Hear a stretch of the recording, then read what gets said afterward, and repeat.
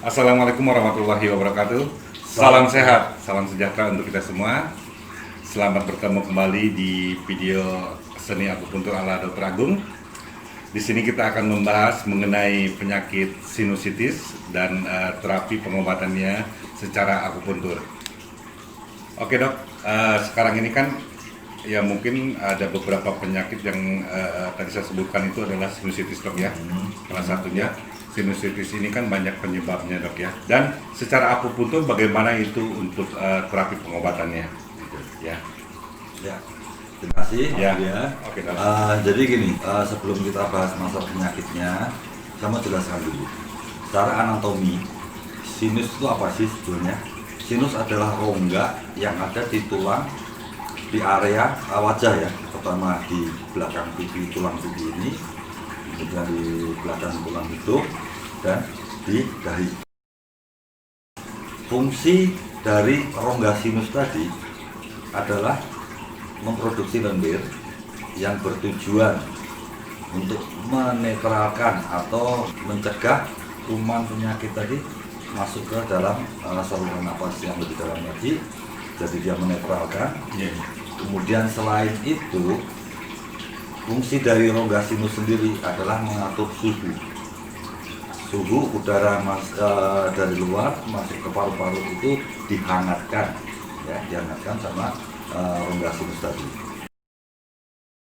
Nah, dalam kasus-kasus tertentu di mana terjadi infeksi sehingga terjadi peradangan di rongga sinus ini, berakibat timbunan lendir atau mukus yang berlebihan di rongga sinus. Rongga sinus tadi bentuknya ada salurannya di atas, lubangnya di atas, sedangkan ruang sinusnya itu kayak ngantong. Jadi ingus yang kebentuk tadi susah untuk bisa keluar dengan sendirinya. Ya. Akhirnya pada orang-orang yang mengalami sinusitis itu sering ditandai pagi hari itu banyak lendir yang terkumpul di tenggorokan. Karena apa? Karena posisi rebahan gini, jadi rongganya tadi cenderung lebih rendah posisinya. Akhirnya sebagian ingus tadi bisa keluar. Nah, yang keluar tadi ingusnya biasanya lebih pekat, ya, lebih pekat, hijau, bahkan kuning ya. Sehingga pagi hari walaupun orang nggak sedang batuk pilek itu sering mengeluarkan lendir yang berlebihan.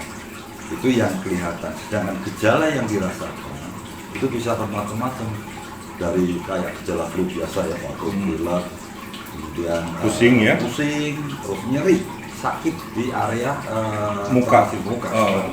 kadang sampai pembengkakan. Dan itu disebabkan karena pertama radang tadi. Nah, penyebab sinus sendiri bisa bermacam-macam. Penyebabnya. Selain infeksi tadi, ya, kemudian juga problem anatomi, adanya saluran hidung yang bengkok, tidak simetri atau kurang bagus strukturnya, sehingga drainase lendir di rongga sinus tadi semakin tidak bagus lagi. Selain itu juga bisa disebabkan karena adanya alergi. Alergi di sini yang sifatnya ke saluran pernapasan. Misalnya apa yang diistilahkan rinitis alergi. Jadi pilek secara berlebihan, pusing-pusing hampir tiap hari, nggak pernah dilepas dari pilek. Akhirnya produksi lendir di area Sinus saluran tadi. nafas, Sinus. itu menjadi berlebihan, sehingga nimbul di tempat sinus tadi. Oh gitu ya. Itu gejala yang sering Gejala. ditemukan. Iya. Pusing, bengkak, segala macam. Nah, komplikasinya bisa bermacam-macam. Macam-macam dok ya. Pertama, misalkan di area lokal ini sering menyebabkan terganggunya fungsi saraf di saluran pernapasan di Iya. hidung, sehingga menimbulkan efek hilangnya penciuman, ya. Kemudian yang lebih berat lagi, infeksi tadi bisa menyebar ke otak. Otak. Ya, karena antara ruang otak dan ruang sinus tadi itu batasannya cuma tulang tipis, ya. Tulang tadi yang tebal tapi berongga. Nah, rongganya tadi berbatasan tipis dengan area otak. Otak ya. Nah, itu bisa, ya, Menyebabkan dia menyebabkan radang di otak. Otak, radang otak ya. Oke. Oke dok, berarti kalau begitu, kalau untuk terapi ataupun pengobatannya secara akupunktur seperti apa itu guys ini? Ya, secara akupunktur pengobatan secara prinsip dibagi menjadi dua hal. Pertama secara gejalanya, kemudian yang kedua terapi tambahan atau pendukungnya.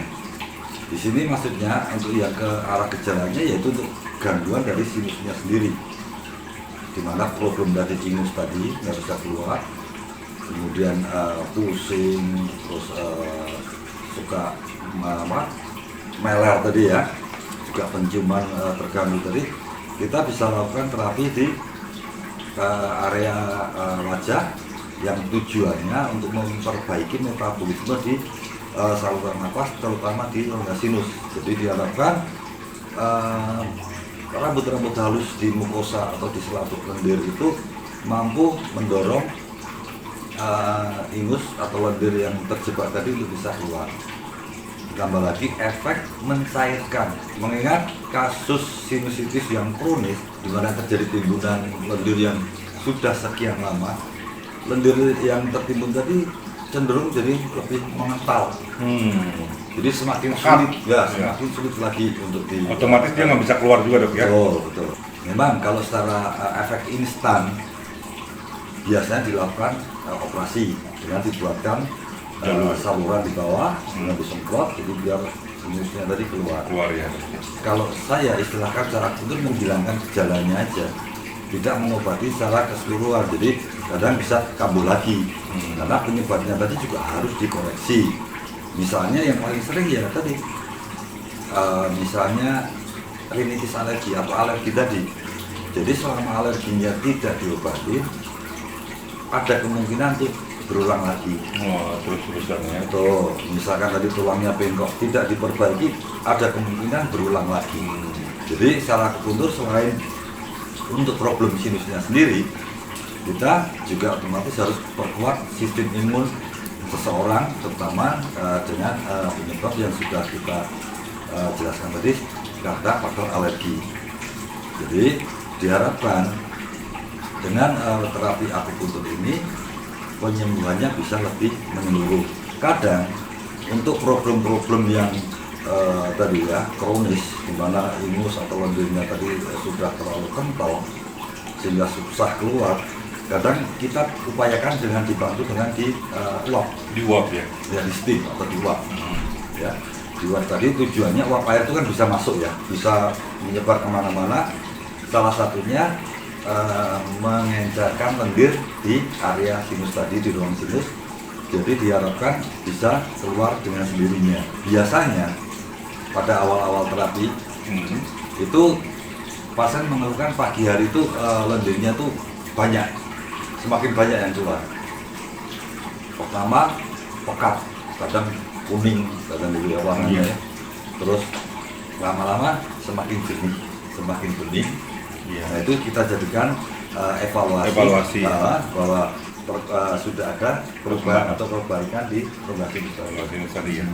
Itu berarti secara akupunkturnya, dan dilakukan lagi ya seperti yang saya tahu kan kalau di klinik akupunktur itu ada alat itu udah kayak pemanas penghangat hangat ya. Ya, betul. Kadang kita berikan juga pemanasan di area wajah dengan target utama sebetulnya bukan wajahnya, tapi jarumnya. Ya, jarum yang kita tusukkan di area-area di saraf wajah atau ke arah sinus tadi. Jadi kalau dulu sebelum ada teknologi yang lebih modern, itu secara tradisional dilakukan pemanasan dengan menggunakan moksa. Moksa itu semacam cerutu ya, cerutu atau obat nyamuk lah gitu, zaman dulu ya. Nah itu dengan cara diangetin atau dipanaskan di jarum yang menempel tadi. Pengaruh terhadap jarum jadi apa dok? Jadi intinya menghangatkan jarum tadi. Jarum tadi kan menembus di dalam ke arah saraf. Jadi menghangatkan dari saraf yang target yang kita arahkan tadi, karena secara akupunktur ada penyakit yang disebabkan karena dingin, karena angin, karena lembab, karena panas. Nah, secara akupunktur sinusitis ini karena lembab dingin. penyebabnya. Penyebabnya salah satunya Ya. yang menyebabkan rinitis alergi tadi dok ya, salah kurang lebihnya ya. satunya. Dan mungkin proses pengobatannya ini adalah tidak instan dok ya, Ya. melalui beberapa proses. Ya terapi itu tidak cukup sekali dok ya. Oh ya. Ada beberapa prosesnya sambil dilihat, dia evaluasi seperti apa efek-efek terhadap pasien tersebut ya dok ya. Iya. Nah, Ya. itu masalah ini efektivitas terapi segala macam. Kebetulan secara akupuntur medik, kita sebagai dokter dan juga dokter akupuntur, kita melakukan terapi secara objektif mungkin, seobjektif mungkin. Mengingat begini, efek akupuntur itu tidak instan. Jadi kita memperbaiki metabolisme dengan cara merangsang pada simpul-simpul akupuntur, sehingga diperlukan waktu untuk tercapainya perbaikan metabolisme di area yang kita target. Sedangkan untuk kasus sinus ini, di mana misalkan penyebabnya karena infeksi, ada pembengkakan segala macam, efek instan justru didapat dari obat. Nah, Sobat bisa lihat juga di video saya pertama, masalah imunitas tubuh, di mana membandingkan efek antibiotik, kemudian akupuntur dan herbal terhadap kasus infeksi.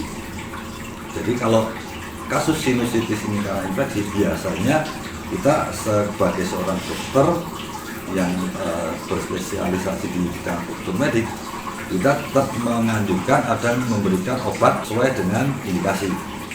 Akupuntur mensupport terapinya sehingga efek yang diharapkan bisa tercapai dan pasien tidak menunggu terlalu lama untuk bisa merasakan lebih nyaman, karena efek obat kan bisa cepat ya, Cepat. akupuntur lama. Proses. Tapi kalau sudah sembuh, insya Allah menetap. Ya, Itu bedanya. Ada prosesnya perbedaan nih ya. Betul, betul. Oke, demikianlah sahabat akupuntur semua. Tadi keterangan dari Dr. Agung untuk pengobatan sinusitis secara akupuntur medis. Kami mohon maaf apabila ada salah ucap ataupun salah kata-kata dalam hal ini. Dan jangan lupa untuk sahabat semua, silakan ditonton video-video kami selanjutnya ataupun video-video kami sebelumnya. Dan jangan lupa juga di like dan subscribe. Demikian untuk konten kali ini. Jangan lupa tunggu konten-konten selanjutnya. Wabillahi taufiq walhidayah. Wassalamualaikum warahmatullahi wabarakatuh. Salam sehat.